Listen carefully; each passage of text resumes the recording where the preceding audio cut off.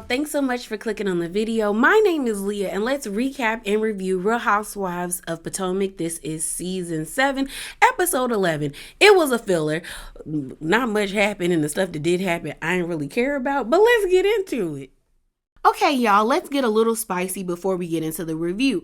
So Giselle and Robyn were on Watch What Happens Live last night, and they were asked a series of questions from viewers and fans of the show, one being about Chris and the other being about how people feel like Giselle and Robyn have been hypocrites as it pertains to their reactions and their actions about Wendy versus Mia. And I was surprised by the answers, especially the one where Giselle said that Chris apologized to her, because I don't know why. But I'm going to play those clips for you. The first one will be Giselle saying that Chris apologized to her.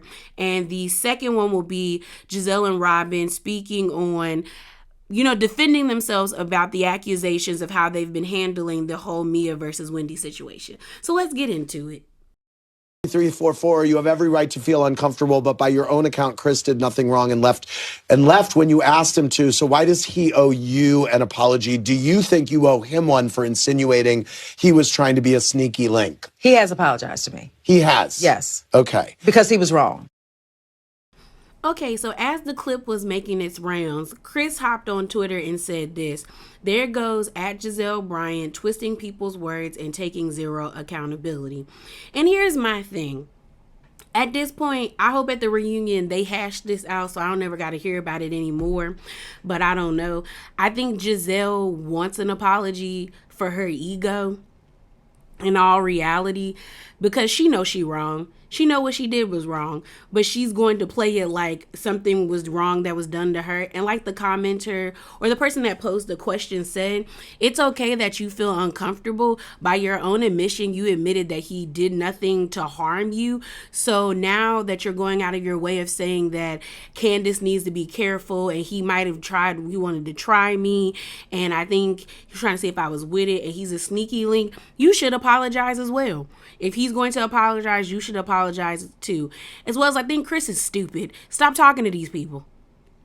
She's not a friend to you. She is out here trying to actively stain your reputation, and you still trying to talk to her. Stop being stupid. Stop it. But let's move on to the next clip. Got to get this right off the bat, because going back to the Wendy Mia of it all, we got a lot of tweets from people who think that the two of you are hypocrites in the way that you handled Mia versus the way you reacted towards Monique. Giselle, Amy B said, how come when Monique and Candace had their violent episode, you hired security, but when Mia was violent towards Wendy, you ordered dessert? And it goes, Robyn, for you didn't have that same energy with Mia, but you wanted to antagonize and record Wendy for defending herself. Yeah. What do you think? You've been getting this a lot on social media. Can't be a surprise. It's apples and oranges. Is it? Yes. Okay. Monique was definitely beating up Candace. Okay. It was a drink. It was water across the table. Okay. And they didn't show up. In another clip, Karen and I were talking, and I said, Mia should not have done that. That was totally wrong. However, I don't like Wendy, so I internally kikied when it happened. Did you ever say to Mia that you thought that she was wrong? Yes. They just didn't show it. We said it at the table. Yes. I said I thought Mia was wrong in the drink throw, and I think there was some context left out because I was telling Wendy, I was trying to tell her to stop because I was really worried about what may happen to her with her job. Okay. And I did not want her to get physical on TV. Yes. And so that's why I was saying you're antagonizing her, because I didn't want her to cause Mia to do something that would require Wendy to defend herself. Yes. Do you feel you've held Mia accountable for throwing the drink and her purse at Wendy? Yeah, we said it that night. I don't why are we the accountability police? Right. I felt like Mia, so we told her that it was wrong that night. Okay. I don't look at a drink throw as bad as somebody. You don't think it's apples and oranges, Yes. the Monique comparison? 100%. Yes. Okay. Yes. You see that the viewers don't get that. I don't know what they get. All right, y'all. So I can give credit to Giselle and Robyn to be like, well, we don't like Wendy. So, what happened. It was wrong, but I chuckled a little bit because I don't like her. I'll give people credit for that. If you can stand in it, stand in it. But I do think it's kind of out of pocket that they're like, why are we the accountability police when y'all wanted Karen to be the accountability police and hold Wendy accountable? So it does lend into the hypocrisy of both of them. I also think Robyn is full of it, saying that she was trying to protect Wendy's job. Girl, no, you didn't. No, you didn't. No, you didn't. You didn't. Just own the fact you ain't like the lady and you wanted to send it to your friends and talk about it. So it is what it is. But let's get into this review. All right, y'all. So the episode opens up and we see Karen going over to Giselle's house to give the twins a gift for their sweet 16 or for their birthdays because she wasn't in attendance to their party, as well as Karen and Giselle catching up on, what's going on in their worlds. Mind you, Karen lied saying that she thought Giselle's home was nice. She thinks Giselle's home is tacky. And honestly, Giselle's home is tacky, but who am I to talk when I got a wall full of anime posters up on the back? So, all I will say is I do not like the fact that her kitchen is white. When I tell you that is one of my home icks to me, is having a white counters, white floor, and white cabinetry. And my mindset is always like, it's going to get dirty every single day and you're going to visibly have to see that and clean it every time. Like, you have to have a magic clean eraser every 20 minutes scrubbing. On top of that, you got to make sure you wipe down everything, especially if you cook. If you're black or ethnic or somebody with culture, you got spices. Sometimes spices stain things. So it's just like, girl, keep it brown, black, a little gray here or there. But like, girl, I couldn't. I was just like, But Karen and Giselle sit down and they're just catching up. Giselle is catching up Karen on everything that's about Mia. And I find it really funny that Giselle has brought up Mia and Mia was out here shucking and a jiving for Karen, but for Giselle and Robyn. And it's also crazy that she's going to be mad at Mia's going to be mad at Karen, even though Giselle is doing what Karen did. Giselle is telling Mia's business, basically like, girl, we saw you in the window canoodling with your friend in the shower. Y'all did that because y'all wanted us to see. She's also making up the assumption, or in her mind is basically saying like, you and Gordon be passing Jacqueline around and y'all do things together, like y'all, because y'all are that type of friendship. Then on top of that, she's saying that Gordon could possibly be Jacqueline's like sugar daddy because he paid for her Porsche. And they go back to the conversation that they had on the beach sitting under them umbrellas that they said was a cabana, and it was no cabana in sight. Basically saying that like when Mia was like, if I'm winning, she's supposed to be winning. So if she pull up in her Porsche, I'm pulling, and I didn't help her get that, then there's an issue. So it makes it seem that either Mia contributed to buying Jacqueline that Porsche or Gordon did. And now it's fueling like, I won't say rumors, but the assumption is there that y'all be swinging, like I said, going between each other.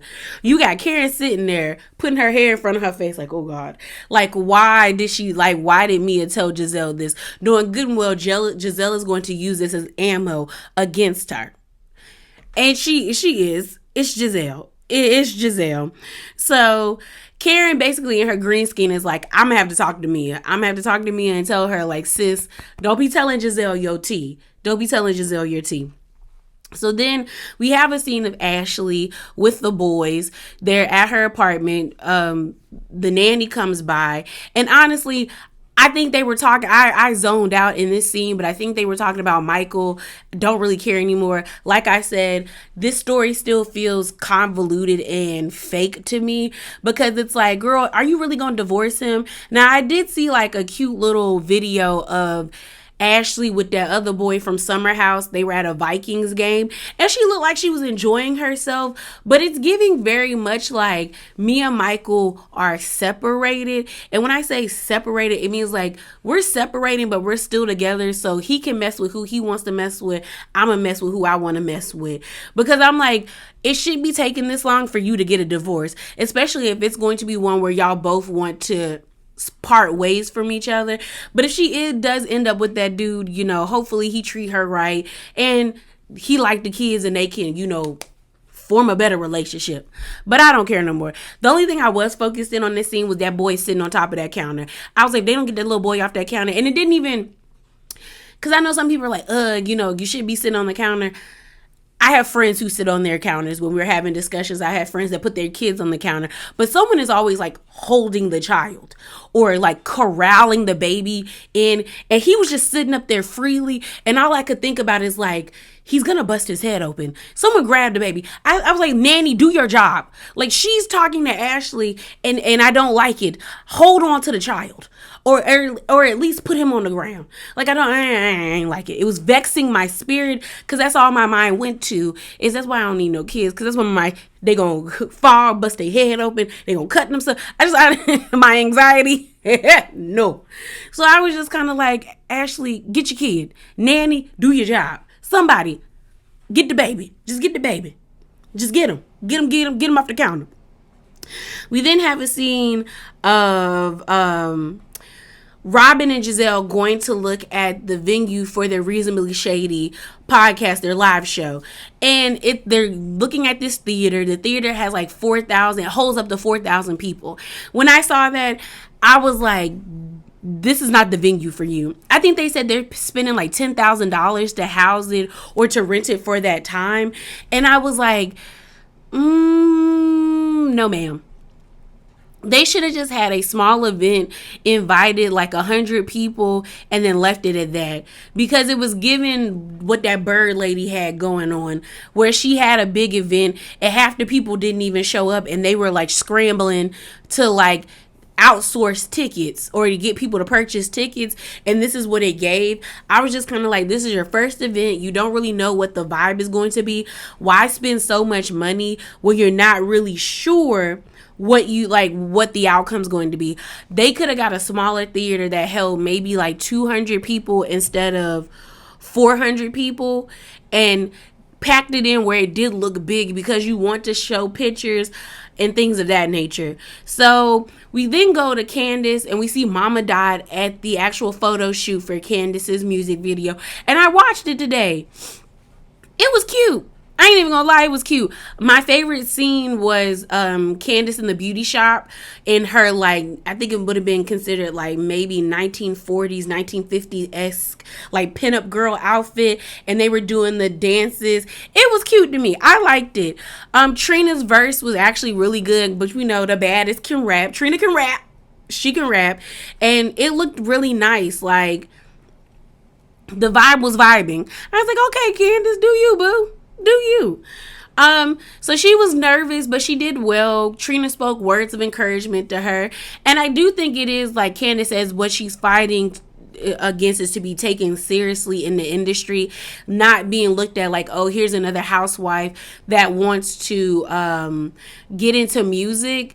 And I think that's very true, because we've had housewives try to get into music, but it's more so like Drag Race-esque, if you know what I mean. Because I'm watching this season of Drag Race. I just saw that T.S. Madison is going to be a judge, and they moved to MTV. Although I wish they would go back to Logo. Yes, I've been watching that since it was on Logo. You know, they could do a lot more on Logo, but you know, I'm gonna let them have it. You know, it ain't my money, it ain't my show. Hopefully the girls are getting paid more, but I'm excited. I saw the promotion. This ain't about Drag Race, but I'm gonna continue my thought. I saw the promotion for it, and it gives vibes of season 2 Drag Race, so I feel like it's gonna be a good time. I think it's going to be a good time. But you know, in Drag Race, a lot of the queens on Drag Race say they do music, but it's just to have a cute little song attached to their names. There's not really people on Drag Race that are like trying to be real artists. They just do art, like they do sing on the side, but ultimately that's added into their like drag persona. And I think that's what Candace is trying to get away from, is this is not just a part of my brand of housewives. This is like really something I want to be a career of, as well as her doing acting. So kudos to her. Like I said, I watched the video. I thought it was cute. Like my two favorite outfits, I would say, would be the pinup girl outfit, and then she had one where it was kind of that whole metal outfit with the bone straight hair, and she looked cute. Trina looked good, but the baddest gonna always look good. So it was nice. It was nice for her, and I was glad that Mama Dot was there to support her.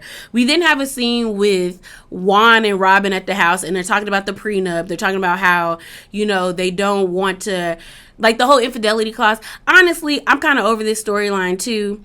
And the next storyline I'm over too, with Wendy and these whole stones. But at this point, either Robyn or Juan are going to get married next year, or are they just going to sign their names on the dotted line and not even have a wedding and just be married that way. A lot of people do it. They just go to the justice of peace.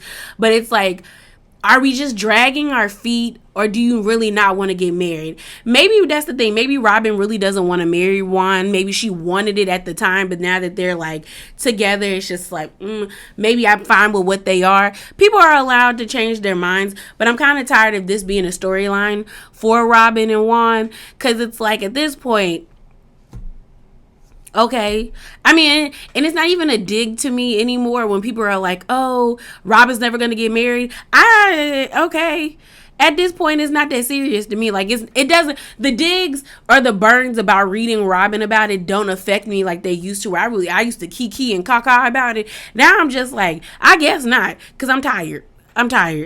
Then we have Wendy. She actually had 2 surgeries to remove her kidney stones, and let's dead this storyline, okay? Like I said, I don't want it back next season. I'm happy that she's okay. I thought it was sweet to see her daughter taking care of her, trying to feed her, taking off her shoes. I wish her sons were a lot more involved, and I'm not even gonna put the whole gender thing into it. I mean, I probably would have, like me, I probably wouldn't have been that way. My sister would be like, but my sister is more of the nurturing type. When people get hurt, I'm kind of like, okay, you know, tell me what I need to do, like, because I get nervous. The boys were just kind of like standing there, kind of looking, like not knowing what to do. But, you know, Cammie was like taking off the shoes, trying to feed her mama. Like, it was a sweet moment. But I just need Wendy to take her health seriously. Like the mom said, you don't want to leave your kids without a mom. I also thought it was funny that the mom brought up them getting her boobies lifted again, or getting her a boob job. And she said, y'all been dragging my titties throughout these pregnancies. You know, I breastfed you, your sister, and your brother. You dragged my titties. It was funny. I also loved how she said, don't make it the Nigerian way, mom. Just give me some soup. So, but I hope this is a wake-up call and she realizes, take your health seriously. But at this point, I don't want to hear it no more. Like, you done went through it, which means you have to show improve and actually not, you know, cause yourself any more harm. So get to it, Wendy. Get to it. All right, y'all. So then we have a scene of Karen going over to Mia's house, you know, basically to tell her, girl, Giselle out here spreading your business. And the only takeaway I took from this is that what Wendy said to Mia triggered her. It triggered her, and that's why she got so angry and chucked that drink at her and started to hit her with the purse. Because we end up finding in this conversation that Mia and Gordon actually did sleep with Peter's girlfriend, and that's what Peter was talking about, how he was like, he don't fool with them, because they did, like, he wasn't really fooling with them because they did some snake stuff and they slept, and then Mia says that they had Peter's girlfriend before Peter came into the picture. But then again, Mia lies, and I feel like Mia would cheat with somebody. She would do that. So it was just like, girl, you was really triggered, or like she really hit you in your chest with that whole like, you effing Peter. Because I was like, Mia. And that's the issue. That's the issue with Mia. Mia wants to be forthcoming with information because she thinks it's going to like be spicy and like really, get the people going. But then she doesn't have the like balls, in my opinion, to stand in it, because I don't understand how that triggered you. Like how that really got you in your feelings to the point where you basically assaulted somebody by throwing a drink on them and then hitting that person with your purse because Wendy said, "Are you effing him?" Like, that makes me feel like you knew what you did was wrong. And so instead of just owning to it, you like freaked out about it. But then Mia likes to be like, oh, I'm a voyeur. I like to do this. I like to watch. Me and Jacqueline do this, this, and this. It's like she tries to like plant these stories, but then she doesn't follow all the way through with them. Even with this whole cancer story, it's gone now. We are 2 episodes in after that whole situation that happened in Miami, and then Robyn saying, I don't see no lumps, that Mia has yet to bring up her cancer scare or saying that she's going back to the doctor. No one's really asking her about it. And then you have it's like the story is gone. Now we're going to be focusing on Jacqueline and Mia and this whole like, did you sleep with my husband behind my back tea? And it's kind of like I feel like they both were in cahoots with this story, but just didn't understand how it was going to play out.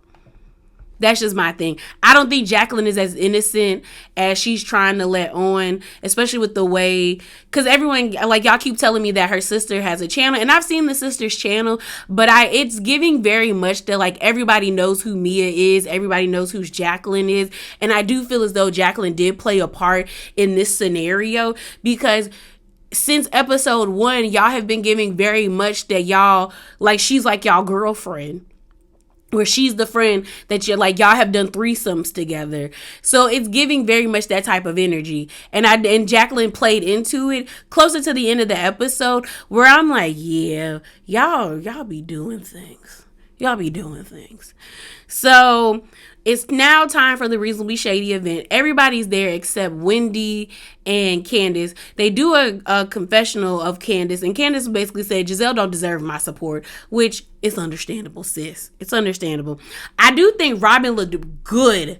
Robyn looked good with this bone straight hair and this black outfit. This is the best confessional she's had all this season. Like, this is what I want to see. This bone straight. I don't like Candace with the pink hair. I'm sorry, y'all. I don't. The best confessional Candace has had is that one with the yellow, not the yellow, the green top and, the wavy hair. Like, she looked good. She looked good with the body wave. But that pink hair, it's not doing it for me. It's not. But this confessional with Robyn, I said, okay, Robyn. Okay, sis. So everyone's there, like I said, except Wendy and Ashley. Sharice shows up, and they're doing the pod. They start the live show. The seats was bare, but it's their first show. It wasn't that many people there. Karen is shady because Karen was writing down things not to do at her live event, and the list was like, don't have a drunk host, because when the host was introducing Giselle and Robyn, he said, everybody, let's give a warm welcome to Robyn Bryant, and everybody's like, who? People started screaming. She then say, make sure the mics work, because when they got up on the stage, people couldn't hear Robyn, but they could hear Giselle. Then she said, no boring dancing. They started doing dances. And I remember seeing these clips of Ashley hitting the Dougie, but she really wasn't doing the Dougie. She was just doing a long extended lunge. And it was corny.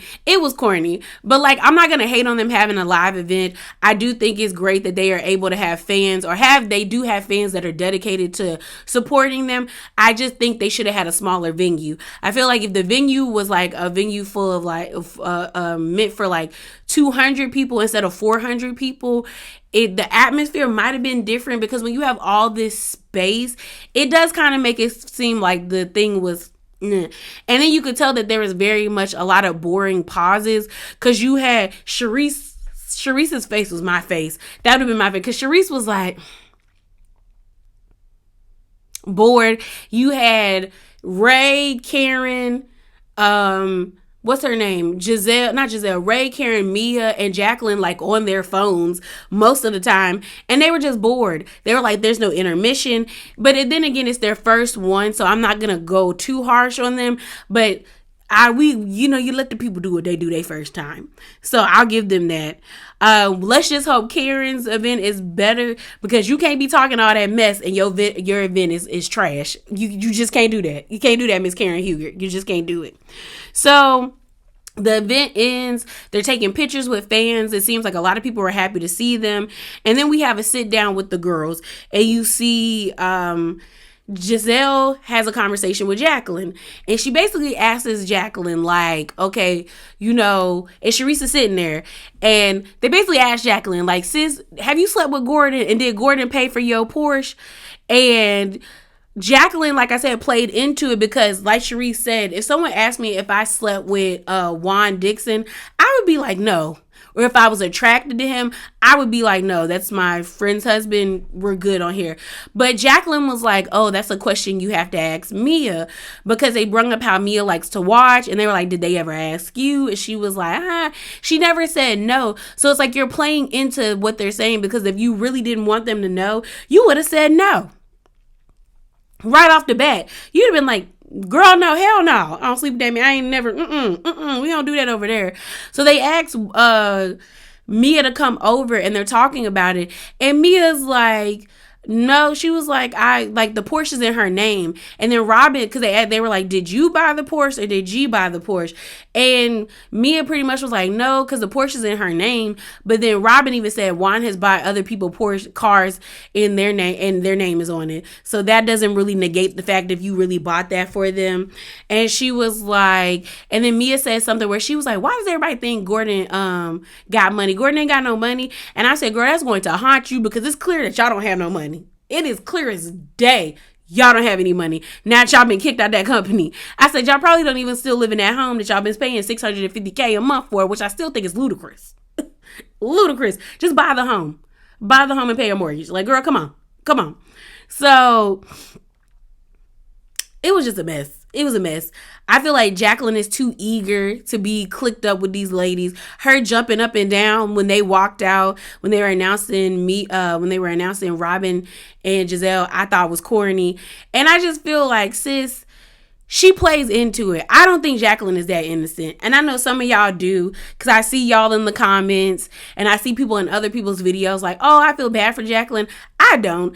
I've been feeling like since the beginning of the season, Mia, Jacqueline, and Gordon had, like, especially Mia, I'll take Gordon out of it. Mia and Jacqueline, to me, probably had an understanding of how they were going to play this show, and probably how they were going to spice up their Mia storyline. And it just went too far, because Mia don't know where to stop. So I feel like she was in on it. But yeah, y'all, that is it. That is all. Remember to be bravely authentic, and hop down in them comments below. Deuces.